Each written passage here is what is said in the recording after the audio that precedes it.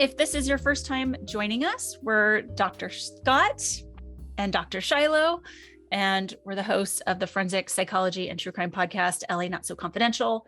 Once a month, we do a live stream called Behind the Couch, and we speak with a variety of different guests, usually related to our topics, and or different fields that Scott and I sort of cross over with.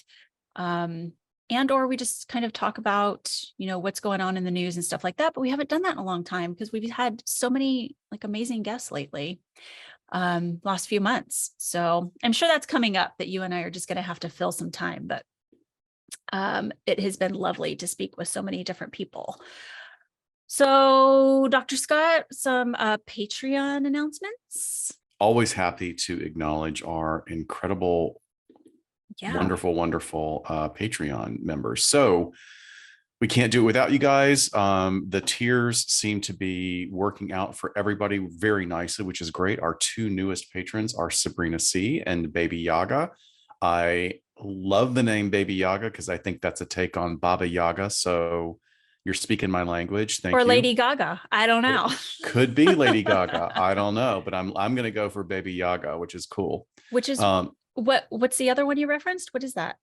Well, Baba Yaga is a mythological witch in Russian history. Oh my God, you're so all-knowing. She's so cool. She has a house that's on chicken legs that constantly turns so nobody can get in.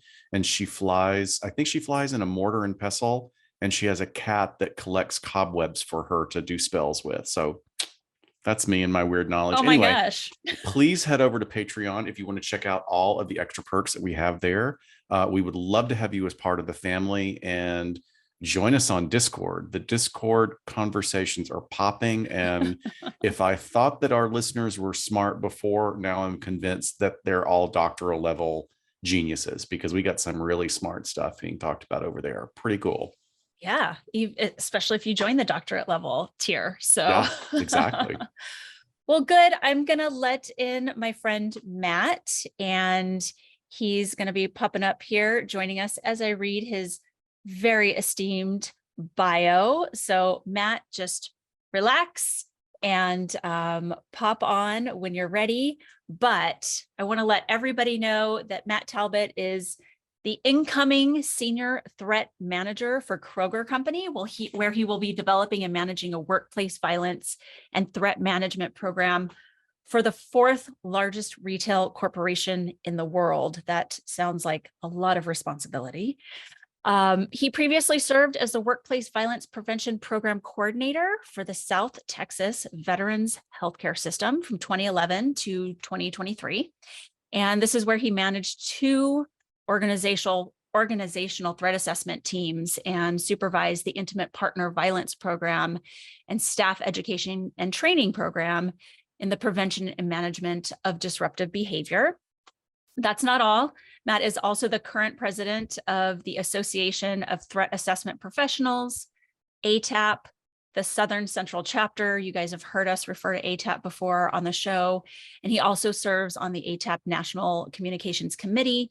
He became an ATAP certified threat manager in 2018 and has more than 16 years experience in mental health, crisis intervention, violence risk assessment, and behavioral threat assessment and management, all that good stuff that we talk about here a lot. And in 2021, Matt led the development of the first collegiate certificate program in behavioral threat assessment and risk management at Alliant University, my alma mater.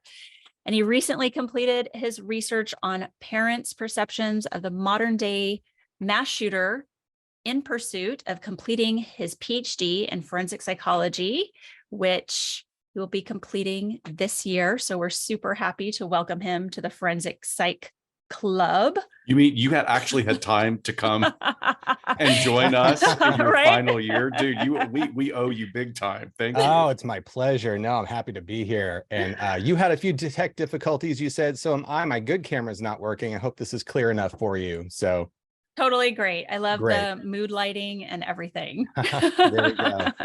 Welcome, Matt. We're so happy that you're able to carve a little time out and chat with us about the stuff that the three of us absolutely love and could talk about forever, really. Well, It's awesome. I mean, look, yesterday was my last day at the job that you mentioned before I go on to the bigger, scarier one, if you will. But so technically I'm unemployed for 2 weeks and couldn't be happier about it. So there is plenty of time to be here, and I'm thrilled to spend it with the two of you. Awesome. Well, I know you and I had talked about sort of how we had similar aha moments in finding the field that we really wanted to be in, and spoke to us in our early years in terms of, what interested us in the criminal justice system and psychology fields, and where we could kind of find a niche where that overlapped. So I wonder if you could sort of share your origin story, if you will, as it relates to these interests and eventually, the career paths you've chosen. Yeah, sure. So when I was probably about 6 years old, I shoplifted from a local store where they sold like party supplies, kind of like Party City or whatever you have in your local area. It was called Paperama. And it was this little teddy bear that had its hands clasped together. So I brought it home, hid it in the piano. My mother should be on here watching, so she'll appreciate this story. And I hid it in the piano. And then one day my mother found it and she said, "Oh, I'm taking you back to the store. You're going to apologize to the store manager," which I did not do, threw a temper tantrum. And like any good parent, she took me to jail. So she took me downtown to the police station, had me locked up with the police chief. And I remember it vividly. And then, so that was 6, maybe about 20 years later, I ended up getting my first job in a maximum security prison. So I think it was very prophetically self-fulfilling in a way. So thanks, Mom. And, any good psychologist would say, "Tell me about your mother." Well, clearly, I think that fits, doesn't it? Great. Yeah. So I really don't remember. I ended up getting my undergraduate sociology. I love the criminal minds kind of stuff, organized crime and anything related. And then I don't remember. It's kind of weird, almost like a compartmentalized part of your life where, how did I find out about going to graduate school for social work? It just is baffling where it's gone. But anyway, ended up in a school, completed the program. And in the second year, I didn't want to do kind of a traditional internship. There was one in a women's prison, but they said, "No, that's for female students." I'm like, well, I'm kind of unfair. I said, "What if I can kind of create my own? Can I do that?" And they're like, "Yeah, go for it." So I did, and was able to create one at the local House of Correction in Boston, where I'm originally from. So that's part of my origin story. And, loved it. I mean, I think it was scary. I loved all the different emotions that I both wanted to experience and didn't at the same time. There was something sort of, I guess, both sadistic and masochistic about it, kind of competing with each other. But I loved the opportunity to try and break through those kind of hardened walls of individuals who were so scarred, so torn, and just to be able to find some form of a connection was really just the goal. I mean, I learned pretty quickly that probably not going to be able to do therapy in the traditional sense, and I'll never really be able to measure, I don't think, if I was successful here, but I knew I could measure building connections, and that's what a lot of these folks are missing. And that carried me through my time when I would later go on to work in maximum and medium security prisons, mostly spending my time with the gang units. And I didn't look like most of the people in 23-hour lockdown. I didn't come from the same neighborhoods. I didn't have I had the privilege. I mean, let's be real. I think I did. Middle-class white suburbia. These folks had never seen anything like that. And I remember kind of going door to door and this profanity and the getaway. And I'm like, this isn't about me. And I started to say, gosh, imagine if you were in that situation, what would you do? Wouldn't you do the same thing? If people had rejected you and thrown you away, regardless if you're responsible for where you are at that time, just kind of stepping back as not the judge or jury and just thinking about it from a humanistic perspective, and tried to find a way to connect on a much more human level. And that was super simple. And this is really where I think my path went, because it was, I'm just going to hand out crossword puzzles and Sudoku puzzles photocopied every Monday evening when I go over. And it was interesting how quickly it went from get the blank away from my door to the sadness of them waiting there like puppies. And I'd go back on a Wednesday and they'd be like, "Do you have any more?" And I'm like, "Well, I just gave you the packet for the week." Like, we don't care. And like, what a sad existence, just even the redundancy of it is better than. So I did that for several years. I loved it. I feel like I had really good success. I mean, if you can build a relationship and have people not yell at you, scream at you, throw feces at you, and all the other stuff that kind of comes with that territory, that's how you can, I guess, measure it. That was a And good day then. yeah, well, you know, the one day where one of the inmates set their cell on fire and they couldn't get the doors open and we were Oh trapped on the boy. tier. That was a Yeah. little bit crazy, but here's the cool part about that story was after the smoke cleared and I went back a couple days later, I was talking with one of the guys I would meet with routinely in the Latin Kings. And not funny enough, I think about 2 days after this, he just disappeared because he had put a hit out on 2 people. Thankfully, it wasn't me. But he said, do you know why when you came to the unit to talk to that guy who was about to set his cell on fire, that he waited until you turned and walked away before he ignited? I said, I don't. He said, because you've earned our respect. He said, you've come here, you've treated us like people, you've never seemed to judge us, we've never felt like you did. So he waited. He didn't want to disrespect you. And it was nothing that you could do about it. Look, this is the culture. He's got to go through with it. This is about reputation in this environment. That made sense. But I felt like, all right, I did something successful despite the fact that this kind of went up in a blaze of glory, if you will. Literally. Yeah. Yeah, then 2010 moved to San Antonio, Texas, kind of an eat, pray, love, you know, find myself again, new opportunity, warmer, cheaper place to live, and worked at the Department of Veterans Affairs, which I just left yesterday. So we're about 24 hours out. A little weird, you know, it's been all I've known here. But getting to work with our military veterans, what an honor, really cool. I framed it this way, working in violence prevention, I get to try and safeguard, with the help of others, of course, the place where they come to be cared for. And I'm allowed to do my job because they kept me safe. So what a way to pay back people who did that for you, that you get to keep them safe and do your best on a day-to-day. So I felt like it's the best possible thank you without saying thank you. The violence prevention thing was really taking off in that it took 8 years to convince that this needed to be like a full-time funded position. It was a collateral duty. And I'm like, one, the optics of it are terrible, that we don't think that our staff and our patients deserve to have somebody dedicated to this full time to be safe. And I just couldn't keep up with it. And part of it was, I'm sorry, before you go on, when you initially went to the VA, were you doing clinical work with the veterans first? Yeah, I was working in the emergency department, mostly doing what I kind of felt like was Groundhog Day, kind of cyclical psychosocial evaluations and assessments. And I was always the one who, even if there was an inkling that it was someone in that cluster B world, and for those who don't know what cluster B is, you know, the antisocial, the extreme narcissist, especially the malignant type, the histrionics and the borderlines, it was, where's Matt?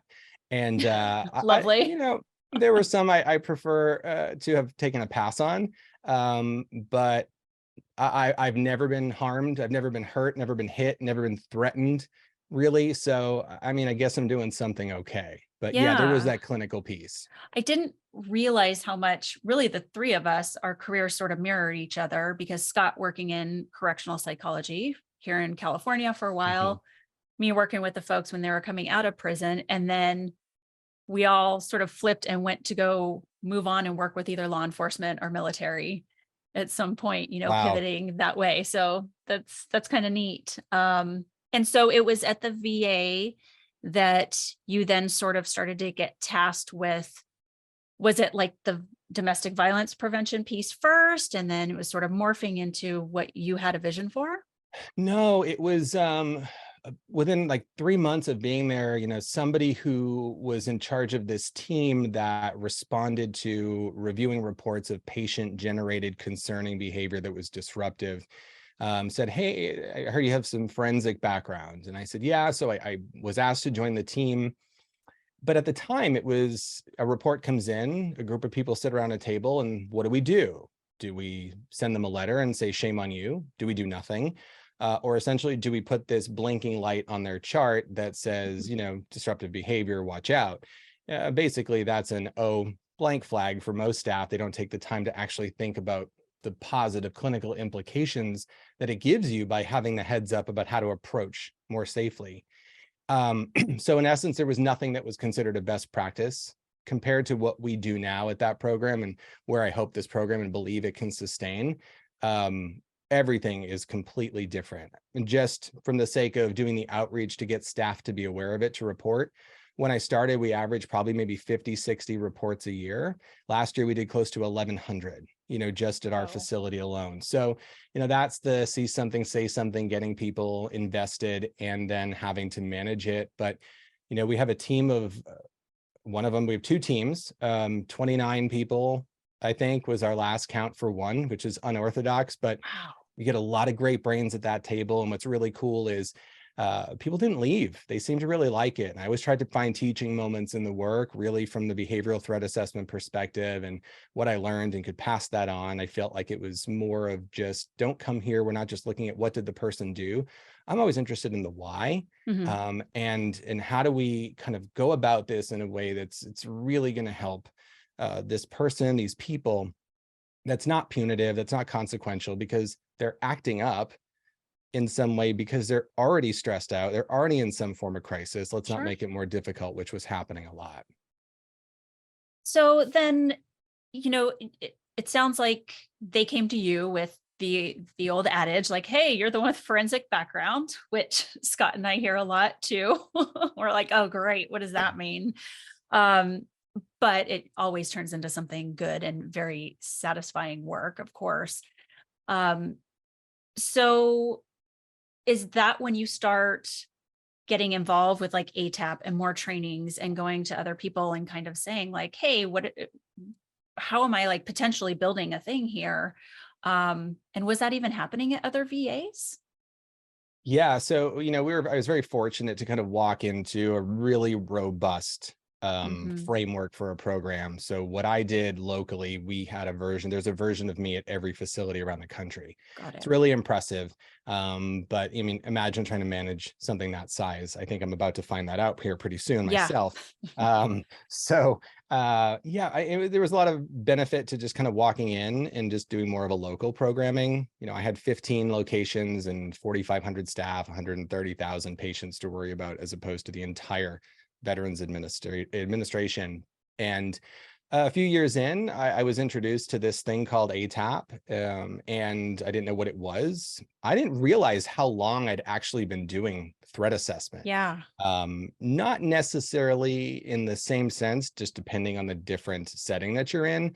But I'd been doing risk assessment for years. Even from the assessment of suicide, I'd been doing a form of it, and they're really mirroring in terms of how people move from, start to finish in the violence spectrum.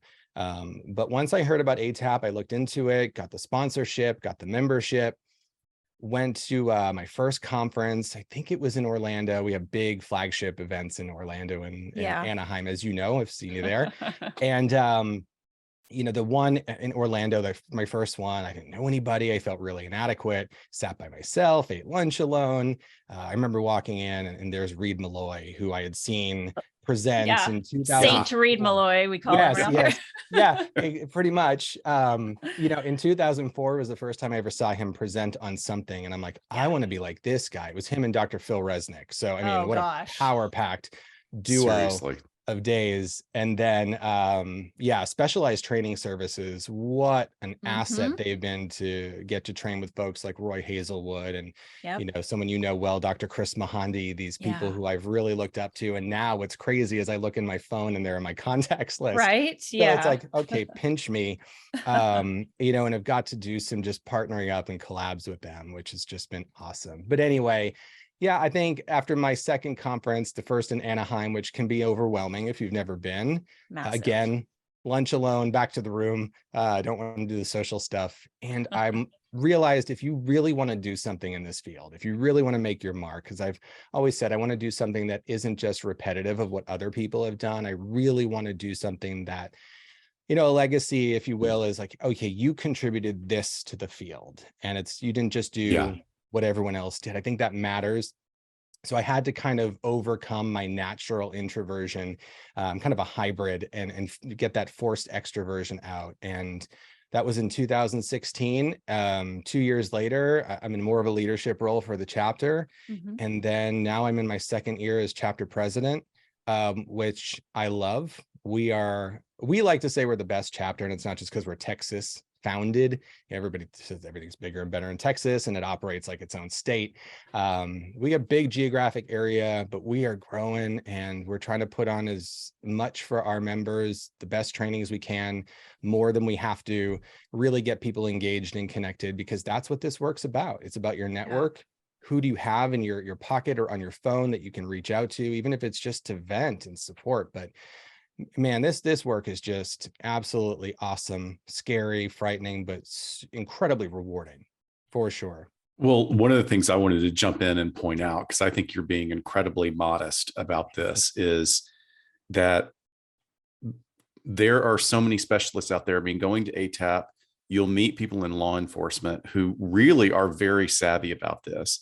And then you have, the people that are on that level of Reed Malloy, but then you're filling a niche that is needed so badly to quantify it for both mental health professionals and for law enforcement, because that's what's been frustrating for me for the last few years. Is you'll go, okay, well, this risk assessment manual was clearly written by nobody but cops. And then this one was written by nobody but mental health professionals, right, who have very little experience in actually working with the most challenging population that you and I have in jails and prisons, right? So sure. I'm very excited about this certification program. And can you tell us a little bit more about that? I mean, how long is it? What does it entail? How did you develop your own rubric or syllabus for it? I'm very excited to hear about this. Yeah, and just to be clear, if folks are listening and they're wondering, ATAP has its own certification. That's the Certified Threat Manager, which is pretty rigorous and time intensive, which I did several years ago. For me, it's just, what can I build up the resume, the experience, the pedigree, and we all have an origin story. Mine, when everyone says, "Why do you do this? Why'd you go back to school when you were 40?" And I would say, because my grandmother would have been proud of me. I had life very easy. We all have something that we hold on to that's sort of the nexus of why our impetus or whatever for what we do. Yeah. I have a little 5-year-old girl now who's my other probably big motivation. But yeah, my grandmother was the one. And so everything I've done, and she used to keep a little piece of paper in her purse when she'd go to play cards. And every time I'd get a credential, she would write it on a piece of paper, go tell her friends who she played cards with, had no clue what any of it meant. Right. So, doesn't matter. No. And I've shared this story sometimes with people. I go, hey, listen, 2 things. When you look at my name and it's got this alphabet soup after it, one, it's for smoke and mirrors. It gets you in the door sometimes, right? Just credentials don't tell anybody what you're capable of doing. Seriously. It just says what you've studied, right? That's it. But the other part was, it made her happy. She got to brag about her grandson. Great, whatever it was, and that felt good for me. So going to your question, this is not the same certification as ATAP, but there's really no avenue to standardize this profession. You can't go to an undergraduate program and say, I want to specialize in risk assessment or threat assessment. In psychology, right, if you go to a graduate program, advanced degrees, you could do more in terms of your training for risk assessment. There are some threat assessment courses. And having just taken one, it really does not capture kind of the current literature, the current academia, the best practices from a clinical perspective or on the ground. And I said, there is a gap missing. So how can we take what the CTM certification from ATAP has really done well? I think they've got some brilliant resources in their body of knowledge that you study from, and some key ones that are missing as well, but you can only have so many. And how do we kind of bridge the gap between the two and make this more of a collegiate oriented path? The ATAP connection is where it all started. All I did, someone asked the question on one of our pages and said, I'm looking for a really good textbook to use in my class for a coursework on radicalization, terrorist assessment, stuff like that. And there really isn't a great one out there. So I reached out, and all I said was, have you ever considered taking the TRAP 18 that Malloy developed, breaking down the different risk elements and using a couple of those per week and focusing on those to structure your course? And she goes, that seems like a great idea. I go, once in a while I have one, I guess, but even if it wasn't a great idea, I still wanted to respond to your post. Yeah. That quickly led to, have you ever developed a curriculum? I said, I just finished a course, developing one. They said, you got to develop an 8-week course for the intro to psychology. I said to the professor, I'm like, I will never teach intro to psychology as long as I'm alive. I took it, and that's why I won't teach it, because I don't want anyone else to have to do it either.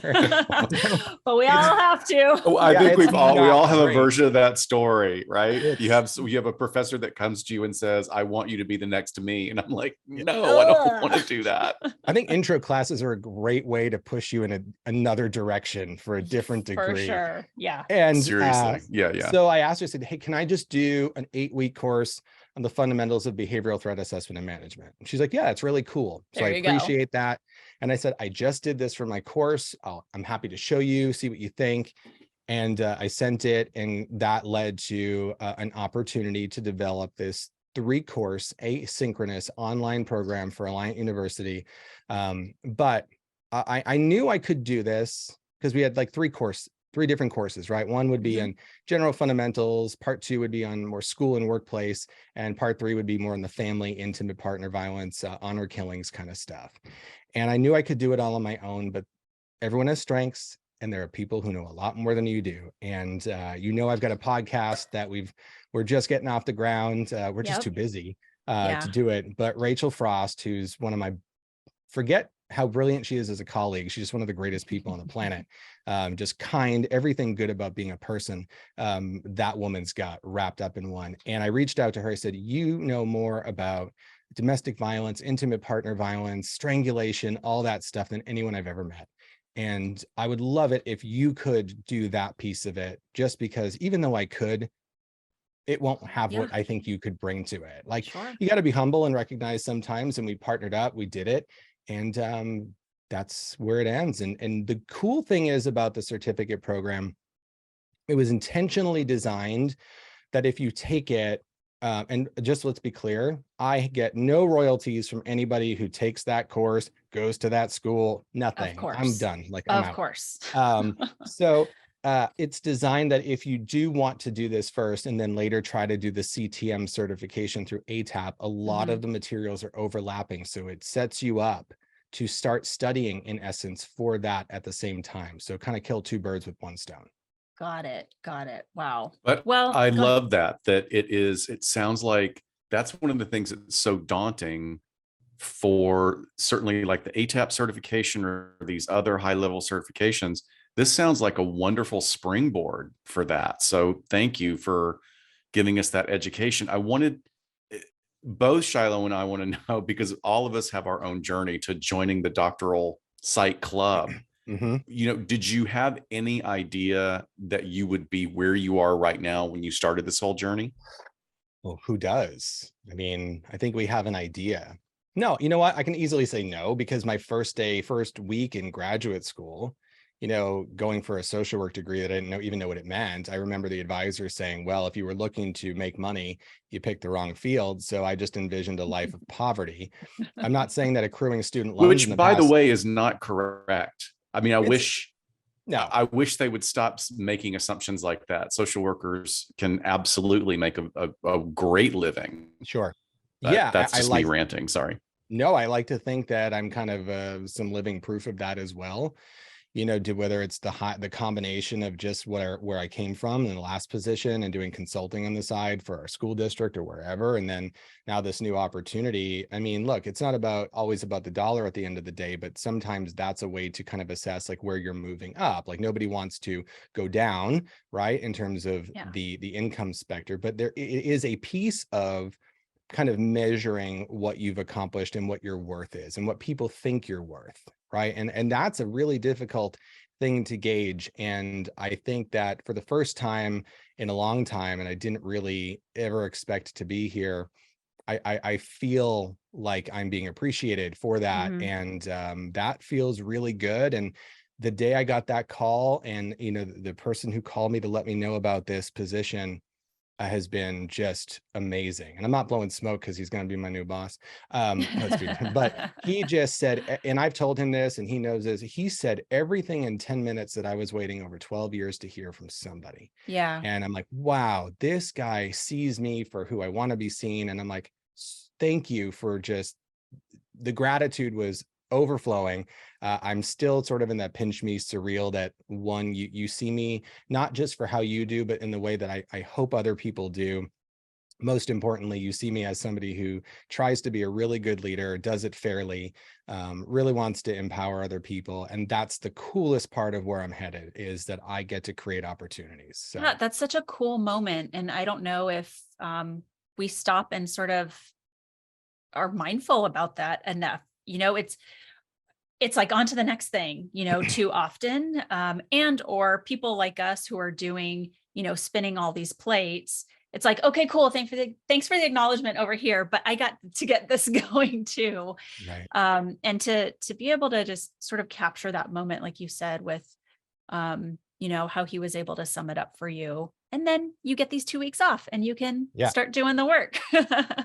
But we really want to talk about your research, because now that you are almost done with school, almost there with your doctorate in forensic psychology, of course, part of that process is the dissertation. And we're really excited about your research. And why don't you share with our audience what you decided to pick as your topic? And let's lead in that way. Yeah, so the research part has slowed down a little bit before, so I'm not going to have for you what's the outcome of it just yet, but I think it won't make a difference, because I really think we can predict this is not going to be research that changes the world. And when I was trying to figure it out, what to do, I reached out to some of my heroes and some of my friends. Reed was one of them, former ATAP president Russ Palarea, who's a really good friend of mine, Phil Sargoza, who you may know, forensic psychiatrist up in Michigan. 3 people I truly admire and adore. They're just good people. And I said, what do I do? What you guys do the research, where's the gap? And they go, it doesn't matter. Just pick something and get out of school. 100%. Oh, okay.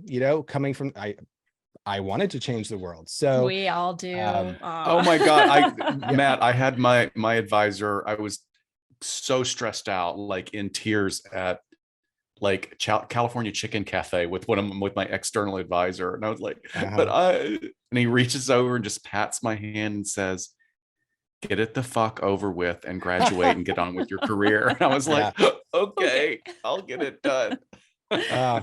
I wish I knew we didn't have the censorship before. I would have, I love it. Now I feel a little bit freer. So the real me. Let it out, please.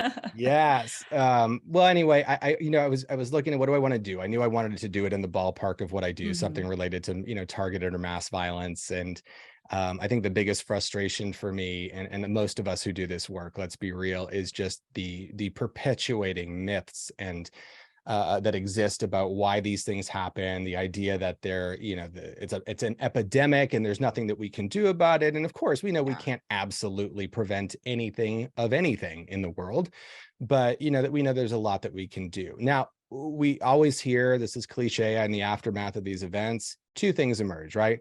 What are the causes? It's always gun violence or gun control issues and mental illness, right? Well, one, you're focusing on an issue that's been debated for years and years and doesn't seem to be making any progress from the political arena. And then in terms of the mental illness piece, that's more angering because it's stigmatizing and incredibly inaccurate. Yes. There are some truths in there, but overall, it's marginalizing even more of a stigmatized population. So I'm like, well, what can I do in that realm? And it was like, well, we think that everybody believes that it's gun control and mental illness. Why does this keep coming up? So I wanted to really get to the heart of, well, what do people, parents in particular, because school shootings tend to have the greatest degree of emotional valence because they're young people, they're perceived as more helpless, more defenseless. And then parents in particular, as one of them, we're more neurotic because we are crazy concerned about our kids and nothing matters more. So I found a study as I was trying to do a lit review along the way to save myself time, which paid off when the proposal came, and found a really great piece of work that had been done about parents' perceptions of the adolescent mass murderer. So I'm like, well, maybe you can extend and build upon that a little bit. It's the only one out there like it. There's nothing about perception in this arena. And I said, well, let me just kind of narrow it down on the population, but broaden the potential offender population. So I'm going to use parents because they tend to be a little crazier. And I already threw myself in that category. So, right. I'm not putting it on the other, it's me too. And then think about, what do they just think about mass shooters and mass shootings in general, not narrowing it to the adolescent. Perfect. Because we don't typically see adolescents, it's more adults than the other. Mhm. So that was a really great framework to build upon. And what I'm doing in most of my interviews, pretty much all of them, are all set up for the next 2 weeks. So that's my unemployment time, keep myself busy. We'll put your email in the chat. And then if we have some parents that want to participate, we'll get you some more participants if you need them. Oh, I wish I had this weeks ago, because it's been like pulling teeth to find people. I think I'm almost there. So Okay. the good thing, but I appreciate that, and I think it will still help. But I want to just have an open-ended conversation. It's really easy. It's lighthearted, despite the subject matter. Just what do you think when you hear the term mass shooter? What comes to mind? What does that person look like? Where do they come from? Asking people, what do you think? We call them red flags or warning behaviors. What do you believe are things that you should look for that might tell you that your child or another child might be on that path, or somebody that you love, a family member? Now, I'm going to share, if I can, a quick story here, which I think is relevant to this. Part of why you mentioned origin story. Part of why I wanted to do this is, we all have ideas about who commits what or who does what. I could never do that, but under the right circumstances, any of us are capable of anything. Give me the right conditions, I too probably could, right? Even for the better. You never think you could do this. Under the right conditions, you could.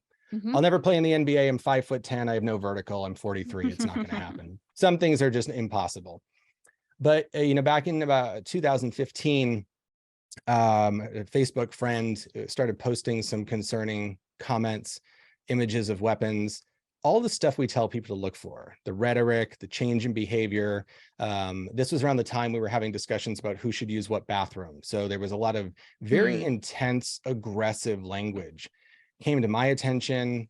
People were concerned, and don't we always hear that too? Well, I was concerned. I didn't know who to talk to. And I felt like if I didn't say something in regard, but this was a person who would you ever think could do this? No one I know, right? What do you do? Not say something? I couldn't be that person to not do what I preach to others. And we reported it. It was on social media, on Facebook. We reported the concerning behavior and the statements because they were inappropriate. They were offensive, hateful. And I reached out to that person and picked up the phone. And I called and I said, "Hey, Dad, are you okay? What's going on?" And I think that's a really important story to share with people sometimes. And I'm giving away a little bit of a presentation I'm going to hopefully be doing out in Philadelphia in June, but I think it's appropriate to share here that no one ever wants to think it's somebody that they know or somebody that they love, let alone their father, their blood. But what if it was? I mean, all those warning signs, depressed, despondent, increased isolation, all there. Mental illness, probably not. Sure. Sure. With all the things, though, that we teach about to look for. And the best thing you can do, I tell anybody, if they're like, well, what do I do? How do I help someone? I want to help my child. I go to the door. They shut the door in my face. I go, just keep showing up. Yeah. 3 words you have to remember. If you're not a threat assessor, you don't remember an assessment tool. You've never been trained in it. You just forget everything you've learned. You just have to remember 3 words, which is, are you okay? It shows that you're there. It shows that you care. It lets somebody feel seen.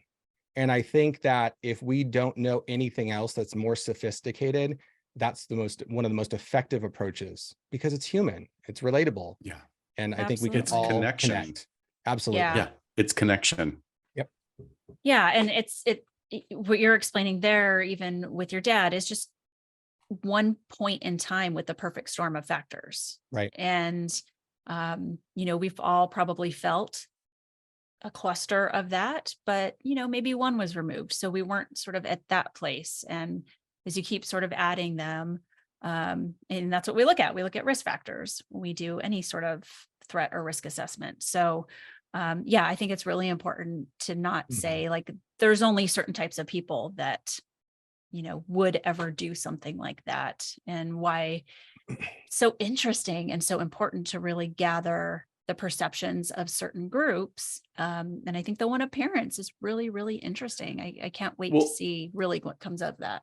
And that idea of mental illness is that we, even we as clinicians, can get caught in this habit of thinking of mental illness as something big and diagnosable, as opposed to all that stuff that comes under adjustment disorder, the slide into isolation, the slide into depression, that is so subtle and insidious that family members don't even notice it, right? Because it's been such a progressive path for so long.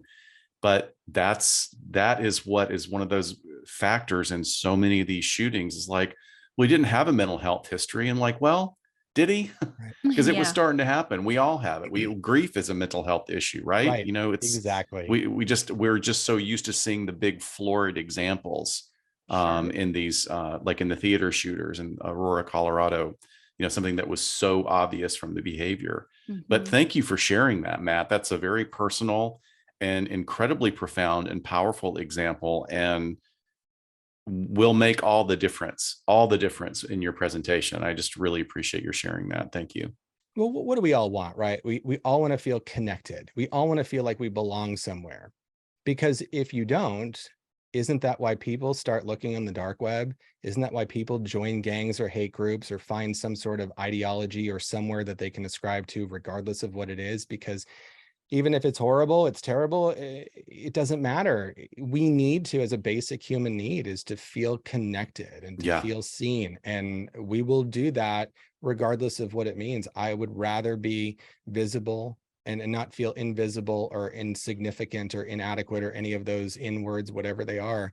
And if hurting other people makes me feel connected to you, even posthumously forever, then that's what I need to do. I think then that tells us what our number one objective is in this work, is find a way to foster connections. We've known this in the research. What is the Safe School Initiative that was published? I mean, it's one of the greatest pieces of literature in our work.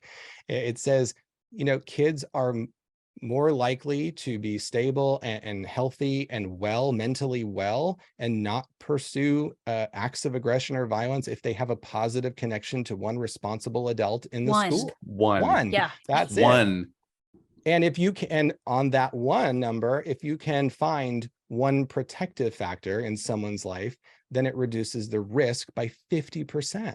Yeah. So we're so focused on what's the risk? What's the risk? What's the risk factor? Well, I don't use that term very often, risk factor. And I've really put out a calling to people and have presented on this, that we stop using that term, because it doesn't really connote any need for action. It's just a definition. I always refer to them as unmet needs. And I think whether they're static unmet needs or dynamic unmet needs that we can do something about, the word unmet to me implies or connotes we need to do something. It's unmet, you got to meet it. Yeah. It's the same thing if a risk factor is that they're, you know, facing eviction and impending homelessness as a significant stressor. Sure. The unmet need is their housing stability, as opposed to a risk factor, I think frightens us. And I think that subjects us more to potential for bias, tunnel vision, whatever kind. And then we will jump to make decisions that aren't always proportionate, but they may be more popular, and popular over proportionate never works. I like that a lot. I think that's a huge consideration. I mean, for so much of my career since 2006 and working with sex offenders, I mean, all I've done is uttered the word risk factors. And, you know, it takes us a long time, but we can certainly think about it and then change our language as mental health professionals. And it's not that difficult, really.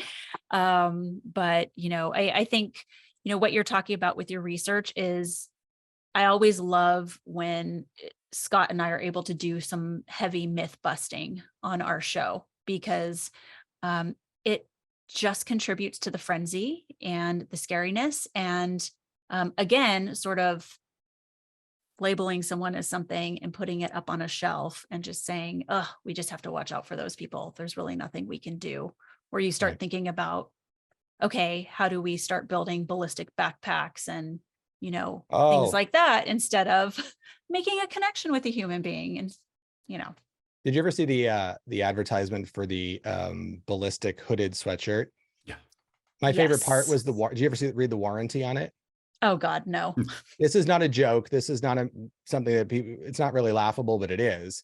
It said that if you happen to be shot, you know, or injured while wearing this, you can send it back and they'll give you a new one. That's I mean, great. it's just preposterous. But, Wow. to debunk a myth, right now, the research shows that almost 60% or more of Americans believe that mass shootings are the greatest threat to our national security. They don't even rank in the top 10 of causes of death for adults or juveniles, but we're so focused on that. Yeah. A big thing about perceptions and talking with parents is I'm looking for the evidence to show where it's not accurate, where it doesn't align. And I think I was on a news station on Thursday asking, what does the Texas legislature need to do about school safety issues? And I wish I had an opportunity to throw out as many nuggets as I wish. But Yeah. one of the things that I think is really critical is we're so focused on mass shootings, mass violence. And I'm right down the road from Sutherland Springs, Santa Fe, and Uvalde, Yeah. really, really close. And but that's not really where the attention needs to be. We are so focused on that which is less likely to impact us. And meanwhile, there are thousands or millions of kids every day being bullied, and no school knows how to manage it effectively. And that's why we're seeing this incredible, sad rise in this public health issue that is, adolescent and youth mental unwellness, and desperation and hopelessness, and the rates of suicide amongst our kids are just skyrocketing. Why are we not devoting our time to that which is more likely to happen? We are missing all those kids crying for help, and yet we're just looking for the ones that we think. So you look, I've asked parents this, what do you think that, and I've done this in a lot of training, so I've got some data, if you will. What do you think? Describe to me what the next mass shooter looks like. And I usually get young, white, male. And I'm like, I guess that's me. I'm kind of hovering in between young and not as young as I once was anymore. But like, you're describing me. And I'm like, if you only look for that person, you're going to miss 52% of the people that do this. They don't look like me, right? They're all different colors, sizes, typically one gender. Sorry to Dr. Scott and I, but it is what it is. 98%. So you can look there and have a really good chance, but do you want to miss the 2%? Look at what happened at the YouTube headquarters. That was not a male perpetrated event. That's right.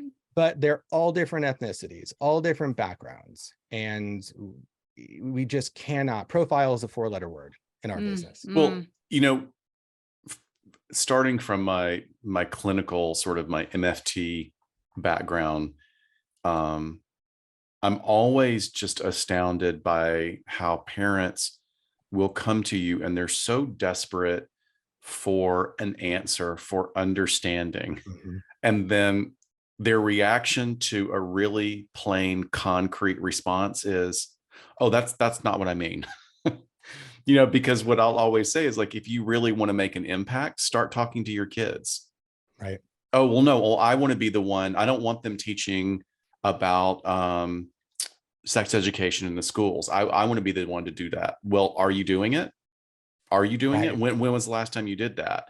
And then, you see them like a deer in the headlights. But it's not just about sex education. It's about this entire spectrum of things that children need to be educated about, including how to make and foster and nurture connection with other people, instead of being such a internal centric life that a lot of parents are promoting in the last couple of decades. But I guess it's like primary versus secondary change, and people want to be reactive.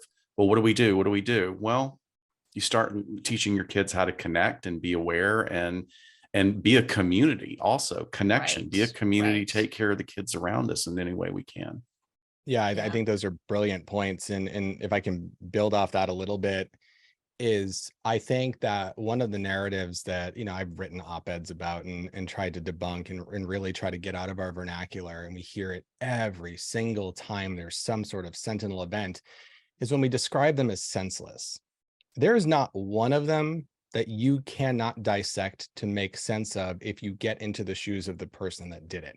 That doesn't justify it. That doesn't make it logical. That doesn't make it right.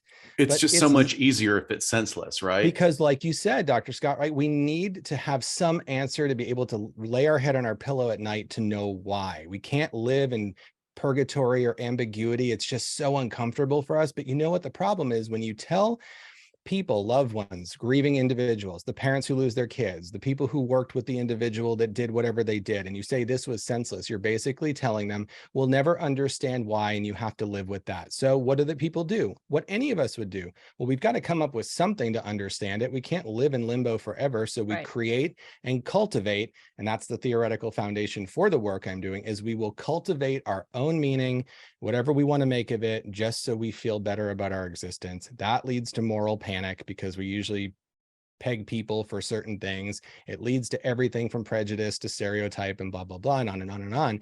So I really get frustrated when I hear this was another senseless act of violence. Yeah, maybe it should never have happened. It was senseless because someone could have done something about it to prevent it from the get-go. Not that it happened, that someone didn't do something. And, that could be a controversial statement, and some people may not like that, but I'm really tired of hearing that because I think it gives false hope.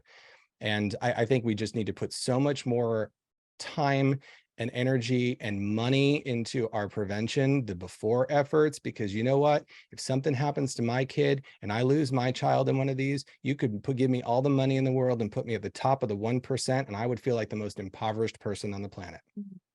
Absolutely. Yeah. Well, would you mind sharing with us your podcast YouTube channel and where people can find it as it gets off the ground? Yeah, absolutely. So one of my favorite people I mentioned before, Rachel Frost, who helped me develop that program, the certificate at for Alliant. We have a podcast that's sort of in its infancy. We've got 2 episodes up just because we're really busy people and things have sidetracked us a little bit. But tell us about it. Yeah, we know that life 5 years ago.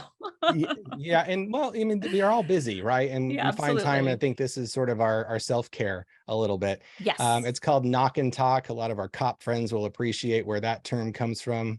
So it's the knock and the letter N. So there's a YouTube channel for it. I'm not going to say like and subscribe, even though I just did. There's my reverse psychology.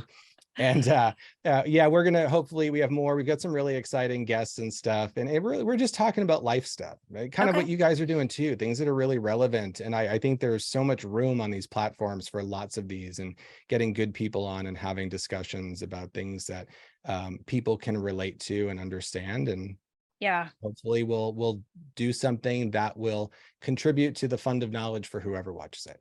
absolutely. I mean, I think there's something, we can have our academic arenas, but there's something so valuable about having a platform like this to just kind of feel like you're talking to your colleague casually and sharing that with whoever is interested in watching it. So yeah, we're so happy that you guys are starting that and really filling the gap in this niche. And it's a way for people who, like a lot of our viewers and listeners here are just interested in the topic, but they're not going to go out and start a new educational journey, or maybe they are. We have plenty that are and are just trying to learn what they're interested in as well. So the access is what's so incredible about YouTube and podcasts here. And it's like more of our forensic psych friends are sort of joining too, with our mutual friend, John Delatorre, starting his show. And maybe we'll all be like doing a forensic psychology podcast festival one day. There'll be enough of us. I know they've got Crime Con, and you get that whole podcast row of folks that go out there, and we see some of those too, which is a lot of fun. We went and did you? Dr. Mohandi was speaking, invited, and we went up, and it was fun, quirky fun, I would say. Yes, it is. So, Scott and I are doing Crime Con UK this June, so fantastic. We're gonna go see how the UK version is. Not as wild and humongous as it is here in the US, but it's going to be a really, really good time, I think. So, Matt, thank you so much. We really appreciate your time. Yeah. Thank you for having me. It's such a weird, humbling honor that someone wants to just talk to you. I'm pretty verbose. I like conversation, but what a privilege that anyone ever wants to spend time with you and hear what you have to say. So it's not lost on me at all. So thank you both.